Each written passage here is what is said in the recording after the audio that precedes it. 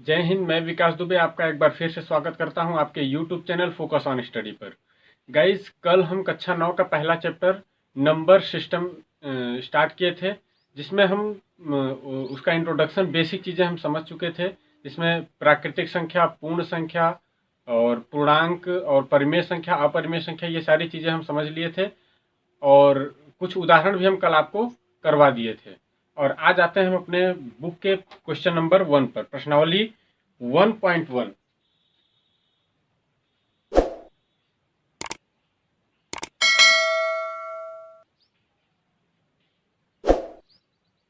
प्रश्नावली 1.1 पर आते हैं, जिसका पहला क्वेश्चन है,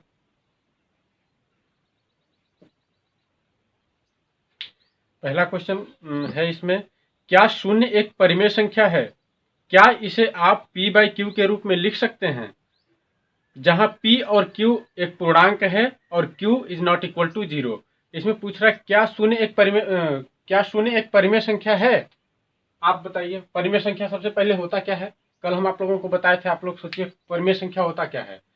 परिमेय संख्या उसे कहते हैं जिसे हम p बाई क्यू के रूप में लिख सकें। ऐसी संख्या जिसे हम p बाई क्यू के रूप में लिख सकें, वही हमारा परिमेय संख्या होता है। और q is not equal to 0, q 0 के बराबर नहीं होना चाहिए। q 0 मतलब नीचे 0 नहीं होना चाहिए, यही होता है p बाई क्यू। तो q यहाँ पे नीचे हर में 0 नहीं होना चाहिए, q 0 नहीं होना चाहिए। तो क्वेश्चन है, क्या शून्य एक परिमेय संख्या है? बिल्कुल है, शून्य एक परिमेय संख्या है। क्यों? क्योंकि किसी भी संख्या के नीचे एक रहता है, तो हम शून्य के नीचे भी एक मान लेंगे। 1 2 3 4, शून्य के नीचे कुछ भी हम मान लेंगे, कोई दिक्कत नहीं है। तो शून्य के नीचे हम यदि एक मान लिए तो ये p बाई क्यू के रूप में हो गया, और q is not equal to 0 मतलब नीचे 0 भी नहीं है, q की जगह पे 0 नहीं है, मतलब एक है यहाँ पे, मतलब ये p बाई क्यू के रूप में लिखा जा सकता है। और p और q एक पूर्णांक है, p और q मतलब p की जगह पे हम इसे p मान ले, ये p है, और ये नीचे एक जो है इसे q मान लें, तो p और q हो गया। p मतलब 0, वो भी पूर्णांक है, और q मतलब 1, ये भी पूर्णांक है। कह रहा है p और q एक पूर्णांक है और q 0 नहीं है। देखो q यहाँ पे हर में 1 है, q 0 नहीं है, तो हम शून्य को p बाई क्यू के रूप में लिख सकते हैं, एक परिमेय संख्या है। ठीक है, पहला क्वेश्चन आपका हो गया।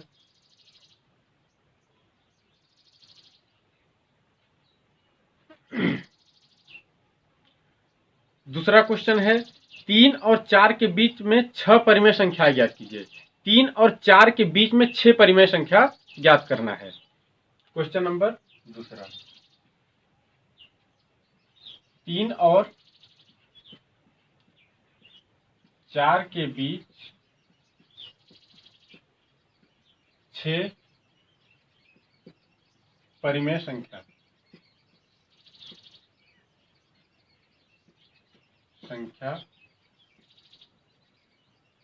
ज्ञात करो। ठीक है, 3 और 4 के बीच 6 परिमेय संख्या ज्ञात करना है। कल हम इस पर एक उदाहरण आपको बताए थे, किसी भी संख्या के बीच में परिमेय संख्या ज्ञात करना है। जैसे यहाँ पे 3 और 4 के बीच 6 परिमेय संख्या ज्ञात करना है, मतलब 1 2 3 4 5 6, मतलब यही, मतलब 3 और 4 के बीच में 6 परिमेय संख्या ज्ञात करना है। परिमेय संख्या मतलब जिसे p बाई क्यू के रूप में लिख सके, वही 3 और 4 के बीच में 6 परिमेय संख्या ज्ञात करना है। तो हम आपको बताए थे कितना कई तो परिमेय संख्या ज्ञात करना है, 6। तो जितना परिमेय संख्या ज्ञात करना हो उससे एक ज्यादा, मतलब 6 में एक जोड़ दीजिए, कितना आ जाएगा? 7। तो हम 7 से गुणा कर देंगे, 7 से भाग, इसको परिमेय बनाने के लिए 3 में 7 का गुणा कर देंगे और 7 से भाग दे देंगे। ऐसे ही 4 में 7 से गुणा कर देंगे और 7 से भाग दे देंगे। तो ये क्या हो जाएगा? 3 सते 21/7 और 4 सते 28/7। इसे फिर हम काट के देखेंगे, 7 त्रिक 21, कहीं ना कहीं ये 3 है, और 7 चौक 28, कहीं ना कहीं ये 4 है। तो हम इसको परिमेय संख्या बनाए हैं, क्योंकि हमें बीच में परिमेय संख्या ज्ञात करना है। तो हम बिल्कुल आसानी से निकाल सकते हैं, 6 परिमेय संख्या ज्ञात करना है, 1 2 3 4 5 और 6 परिमेय संख्या ज्ञात करना है। तो क्या हो जाएगा? 21 के आगे 22/7, फिर 23/7, फिर 24/7, 25/7, 26/7, 27/7, 27/7, 28 आ गया, 28 आ गया, मतलब 1 2 3 4 5 6, यही हमारी 6 परिमेय संख्या है। अब देखिए इसको हम क्या लिख सकते हैं, 3 सच्चे मतलब 7 से काटेंगे, 7 त्रिक 21, 3 यहाँ आ गया और 3 के बाद ये सारी परिमेय संख्या और 7 चौक 28, मतलब 3 और 4 के बीच में ये हमारी परिमेय संख्या है। कई ठो है, 6 ठो। तो आई होप आप लोगों को ये समझ में आ गया होगा। अब अगला क्वेश्चन देखते हैं, क्वेश्चन नंबर 3।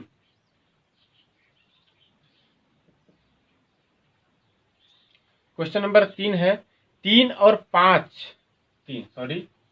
क्वेश्चन नंबर 3 है 3/5, 3/5 और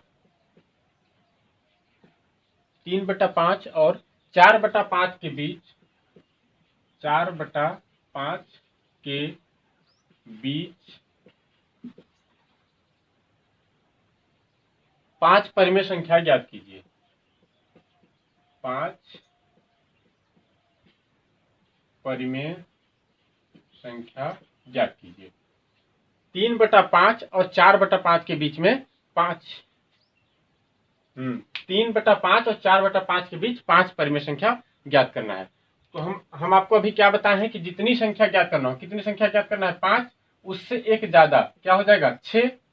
तो इसमें 6 से गुणा कर दीजिए, 6 से भाग दे दीजिए। 3/5 में 6 से गुणा 6 से भाग, ऐसे ही 4/5 में 6 से गुणा 6 से भाग, क्या हो जाएगा, 6 त्रिक 18 बटे 6 पंजे 30, 18/30 हो गया। और ये 6 चौक 24/6 पंजे 30। तो देखा जाए तो 18/30 और 24/30 के बीच 5 परिमेय संख्या ज्ञात करना है। किसके किसके बीच, 18/30 और 24/30 के बीच 5 परिमेय संख्या, 1 2 3 4 और 5 परिमेय संख्या। तो 18 के बाद 19/30, 20/30, 21/30, 22/30 और 23/30। तो 1 2 3 4 5, 5 परिमेय संख्या हो गया। किसके किसके बीच, 3/5 और 4/5 के बीच। इसे आप काट के देख सकते हैं कितना हो जाएगा, 6 त्रिक 18, 6 पंजे 30, 3/5 और ये कट जाएगा, 6 चौक 24 और 6 पंजे 30, 4/5। तो 3/5 और 4/5 के बीच में ये हमारी 5 परिमेय संख्या हो गई। ठीक है, अब अगला क्वेश्चन,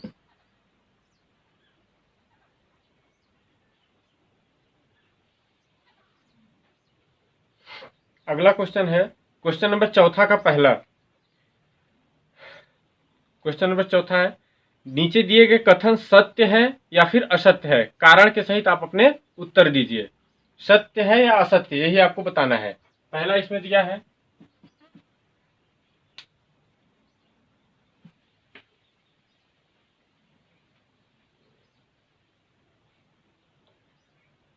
प्रत्येक प्राकृतिक संख्या एक पूर्ण संख्या होती है। पहला है, प्रत्येक प्राकृतिक संख्या एक पूर्ण संख्या होती है। तो आप बताइए प्राकृतिक संख्या क्या होती है, 1 2 3 4, यही हमारी प्राकृतिक संख्या होती है। और प्राकृतिक संख्या एक पूर्ण संख्या, पूर्ण संख्या क्या होती है, 0 1 2 3 4 डॉट डॉट। कह रहा है प्रत्येक प्राकृतिक संख्या एक पूर्ण संख्या होती है। सत्य है, प्रत्येक प्राकृतिक संख्या यहाँ से एक से स्टार्ट होगा, ये पूरा प्राकृतिक संख्या है। और पूर्ण संख्या यहाँ से देख रहे हैं, प्रत्येक प्राकृतिक संख्या एक पूर्ण संख्या है। इसमें भी पूरा 1 से स्टार्ट हो रहा है, 1 2 3 4 प्राकृतिक संख्या है। और पूर्ण संख्या में भी 1 2 3 4 5 6 7 8 आ रहा है। तो प्रत्येक प्राकृतिक संख्या एक पूर्ण संख्या है। ये सत्य हो जाएगा, सत्य हो जाएगा। दूसरा स्टेटमेंट दिया गया है, प्रत्येक पूर्णांक एक पूर्ण संख्या होती है। प्रत्येक पूर्णांक एक पूर्ण संख्या होती है। पूर्णांक क्या होता है?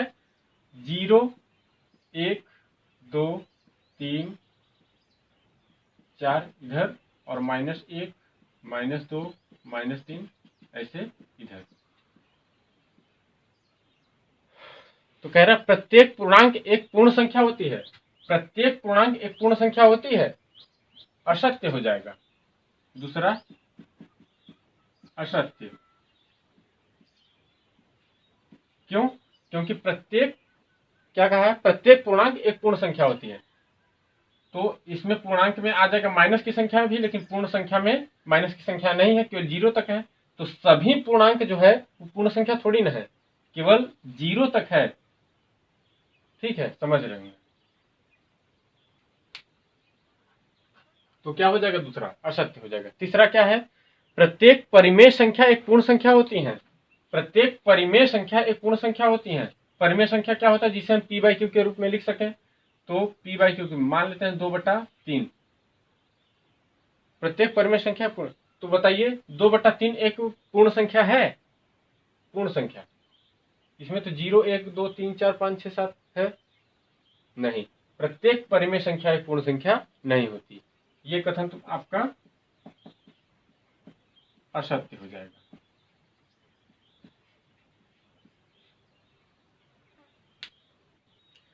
तो हमारा प्रश्नावली 1.1 खत्म हो जाता है। ये हमारा लास्ट क्वेश्चन था। आई होप आप लोगों को बहुत अच्छे समझ में आया होगा।